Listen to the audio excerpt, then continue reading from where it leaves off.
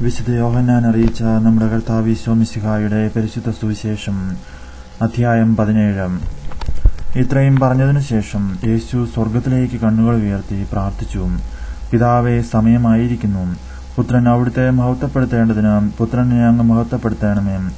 എന്തെന്നാൽ അവിടുന്ന് അവന് നൽകിയിട്ടുള്ളവർക്കെല്ലാം അവൻ നിത്യജീവൻ നൽകേണ്ടതിന് എല്ലാവരുടെയും മേൽ അവന് അവിടുന്ന് അധികാരം നൽകിയിരിക്കുന്നുവല്ലോ. ഏക സത്യദൈവമായ അവിടുത്തെയും അങ്ങ് അയച്ച യേശുക്രിസ്തുവിനെയും അറിയുക എന്നതാണ് നിത്യജീവൻ.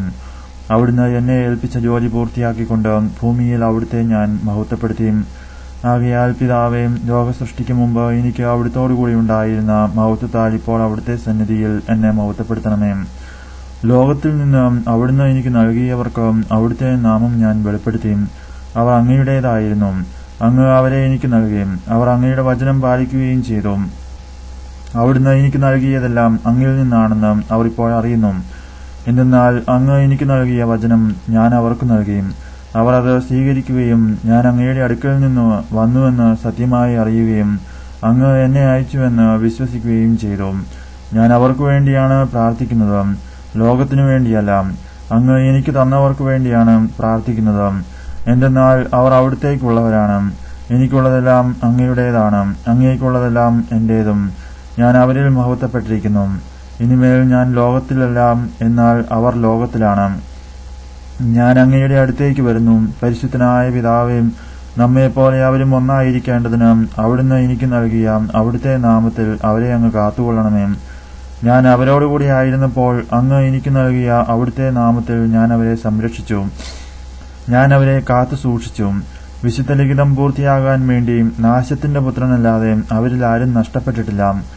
എന്നാൽ ഇപ്പോൾ ഇതാ, ഞാൻ അങ്ങയുടെ അടുത്തേക്ക് വരുന്നു. ഇതെല്ലാം ലോകത്തിൽ വെച്ച് ഞാൻ സംസാരിക്കുന്നത് എന്റെ സന്തോഷം അതിന്റെ പൂർണ്ണതയിൽ അവർക്കുണ്ടാകേണ്ടതിനാണ്. അവിടുത്തെ വചനം അവർക്ക് ഞാൻ നൽകിയിരിക്കുന്നു. എന്നാൽ ലോകം അവരെ ദ്വേഷിച്ചു.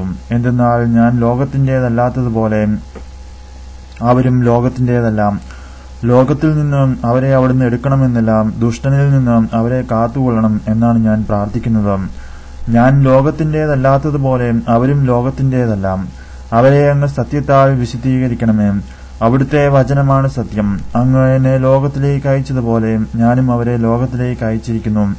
അവരും സത്യത്താൽ വിശുദ്ധീകരിക്കപ്പെടേണ്ടതിന് അവർക്കു വേണ്ടി ഞാൻ എന്നെ തന്നെ വിശുദ്ധീകരിക്കുന്നു.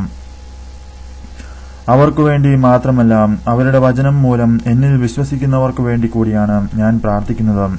അവരെല്ലാവരും ഒന്നായിരിക്കാൻ വേണ്ടി പിതാവേ, അങ്ങ് എന്നിലും ഞാൻ അങ്ങയിലും ആയിരിക്കുന്നത് പോലെ അവരും നമ്മിൽ ആയിരിക്കുന്നതിനും അങ്ങനെ അവിടുന്ന് എന്നെ അയച്ചുവെന്ന് ലോകം അറിയുന്നതിനും വേണ്ടി ഞാൻ പ്രാർത്ഥിക്കുന്നു. നാം ഒന്നായിരിക്കുന്നത് പോലെ അവരും ഒന്നായിരിക്കുന്നതിന് അങ്ങ് എനിക്ക് തന്ന മഹത്വം അവർക്ക് ഞാൻ നൽകിയിരിക്കുന്നു. അവർ പൂർണ്ണമായും ഒന്നാകേണ്ടതിന് ഞാൻ അവരിലും അവിടുന്ന് എന്നിലും ആയിരിക്കുന്നു. അങ്ങനെ അങ്ങ് എന്നെ അയച്ചുവെന്നും അങ്ങ് എന്നെ സ്നേഹിച്ചതുപോലെ തന്നെ അവരെയും സ്നേഹിച്ചുവെന്നും ലോകം അറിയട്ടെ. പിതാവേ, ലോകസ്ഥാപനത്തിനു മുമ്പ് എന്നോടുള്ള അവിടുത്തെ സ്നേഹത്താൽ അങ്ങ് എനിക്ക് മഹത്വം നൽകി. അങ്ങ് എനിക്ക് നൽകിയവരും അത് കാണാൻ ഞാൻ ആയിരിക്കുന്നിടത്ത് എന്നോടുകൂടെ അവരും ആയിരിക്കണമെന്ന് ഞാൻ ആഗ്രഹിക്കുന്നു. നീതിമാനായ പിതാവേ, ലോകം അങ്ങയെ അറിഞ്ഞിട്ടില്ല, എന്നാൽ ഞാൻ അങ്ങയെ അറിഞ്ഞിരിക്കുന്നു. എന്നെ അവിടുന്നാണ് അയച്ചതെന്ന് ഇവരും അറിഞ്ഞിരിക്കുന്നു. അങ്ങയുടെ നാമം അവരെ ഞാൻ അറിയിച്ചു. അവിടുന്ന് എനിക്ക് നൽകിയ സ്നേഹം അവരിൽ ഉണ്ടാകേണ്ടതിനും ഞാൻ അവരിലായിരിക്കേണ്ടതിനുമായി ഞാൻ ഇനിയും അത് അറിയിക്കും. നമ്മുടെ കർത്താവായ മിശിഹായ്ക്ക് സ്തുതി.